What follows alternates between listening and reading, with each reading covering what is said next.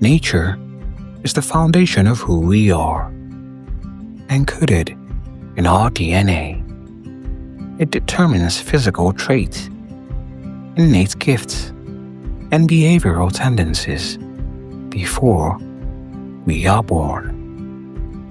Like a seed with the potential to grow into a towering oak, our genes provide the blueprint for traits and features, from eye colors to intelligence. However, nature alone doesn't define us. Life experiences, choices, and surroundings shape how these genes unfold.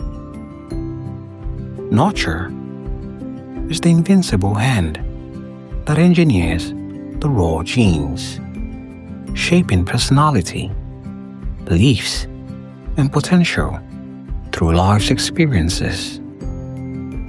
Like an artist with a brush, nurture paints over the canvas of nature, adding depth, color, and meaning to who we become.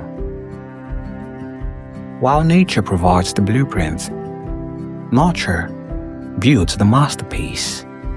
It is the storm that strengthens roots, the wind that guides a sail,